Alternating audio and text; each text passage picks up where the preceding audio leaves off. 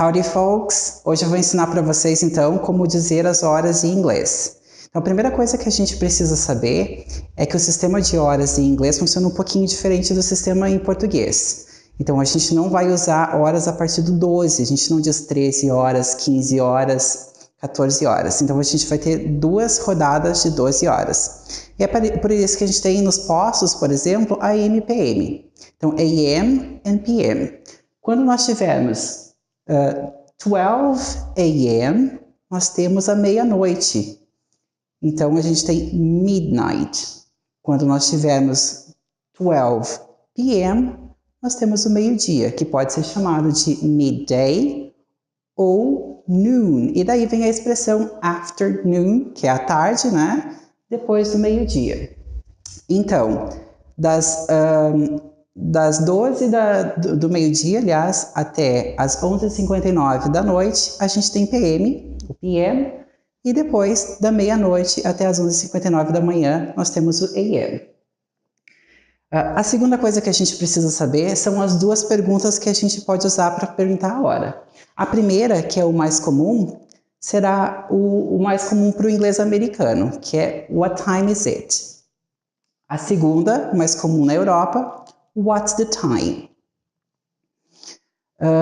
No inglês, quando a gente diz as horas, a gente tem duas possibilidades, que nós chamamos de maneira fácil e maneira difícil. Então, na maneira fácil, a gente simplesmente coloca a informação numérica na ordem que ela se apresenta. Então, vamos ver essas horas que a gente tem aqui. 2h05, 2h15, 2h30, 2h45. Então, para a gente dizer que são 2h05, nós vamos colocar na seguinte informação. It's 2:05. Percebem que segue a sequência dos números? Então, lembrando que o 0, assim como o número de telefone, a gente pronuncia O. Para nós falarmos o 2h15, 2:15. Segue a ordem das informações. 2h30, nós vamos dizer 2:30. E para a gente dizer o último horário, às 2h45, it's 2:45. É muito comum a gente usar esse it's para dizer que são ou que é a hora que a gente quer dizer. Simples assim, mas então por que a gente precisa aprender a dizer a maneira fácil e a maneira difícil? Para a gente que não é nativo da língua, é muito mais fácil a gente responder a hora usando a maneira fácil, né? É mais fácil de organizar a informação na nossa mente. Mas imagina que você foi para os Estados Unidos e ficou com dor de dente e precisou ligar para um dentista e perguntar que hora que eu passo aí para consulta. A secretária provavelmente vai usar a maneira difícil, né? Então imagina que você não sabe a maneira difícil, vai chegar lá no horário errado e vai dar problema. Então, para a maneira difícil, a gente precisa de um gráfico. Ó. Vamos imaginar que esse círculo aqui é um relógio. O relógio vai ser dividido em duas metades, que em inglês a gente chama de halves.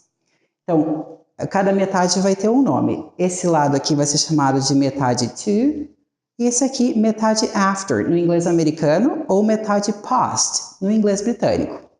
Então, além das duas divisões principais, o nosso relógio vai ter 4 pontos de orientação. O ponto de cima, onde nós temos o 12, vai ser chamado de o'clock. O ponto do 3 vai ser chamado de a quarter. O ponto do 6 vai ser chamado de half.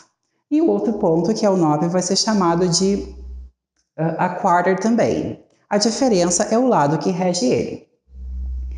Para a gente falar as horas da maneira difícil, a organização da informação vai ser um pouco diferente. Então, primeiro a gente vai ter o minuto, o lado do relógio e a hora.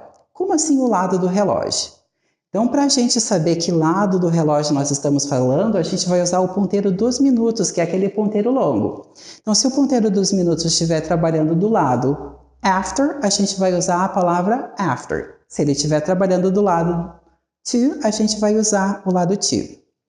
Além disso, gente, a informação apresentada, ela funciona da seguinte maneira. Do lado after, a gente faz a contagem crescente. Do lado to, a contagem decrescente. Então, vamos ver como é que funciona. Vamos trabalhar com os mesmos horários. 2h05, 2h15, 2h30, 2h45 e agora, por último, a gente vai acrescentar o 2 horas exatas. Então, para a gente dizer que são 2:05, lembrando o primeiro minuto, it's 5. Em que lado do relógio o ponteiro está trabalhando? O ponteiro dos minutos. Do lado after. Então, it's 5 after. E a hora? 2. It's 5 after 2. Agora percebam que quando a gente tem 2:15, o ponteiro dos minutos está em cima do ponto específico de orientação a quarter. Então a gente não vai dizer 15, a gente vai usar o nome do ponto de orientação. Então a mesma ordem, minuto, a quarter, lado do relógio, after, e a hora, 2. It's a quarter after 2. A mesma coisa acontece quando o ponteiro estiver no 6. Então, o 6 a gente não vai dizer 30, porque ele é um ponto de orientação especial. A gente vai seguir a mesma ordem. It's half, né? Não vamos dizer o 30. Agora, qual lado do relógio o ponteiro dos minutos está trabalhando? Ele está bem no meio, né? Então a gente fica meio indeciso. Nesse tipo de informação, a gente vai organizar de acordo com o português. É mais comum a gente dizer, por exemplo, 2:30 ou 30 para as 3. 2:30, né? Então, ele está do lado after. Então, a gente vai organizar a informação da seguinte maneira. It's half after 2. Passamos do lado after. Estamos trabalhando agora com o ponteiro do lado to. Para a gente trabalhar do lado to, a gente vai fazer aquele cálculo matemático que a gente também usa no português, que é a continha 60, né, menos o minuto em que ele se encontra. Então, se a gente tem o ponteiro do minuto no 9, que a gente tem 2:45, se eu fizer 60, uma hora inteira, menos 45, me sobram 15 minutos, né? Então, eu falo o minuto, o lado to, e a próxima hora. Então, são 2:45. Qual que é a próxima hora? 3. Então, a gente vai ter a quarter to 3.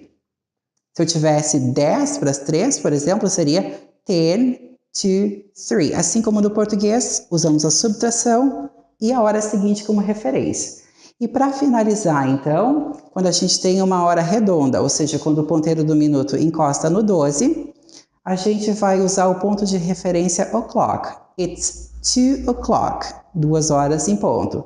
It's 3 o'clock, 3 horas em ponto. Espero que vocês tenham aprendido e a gente se vê no próximo vídeo. Bye!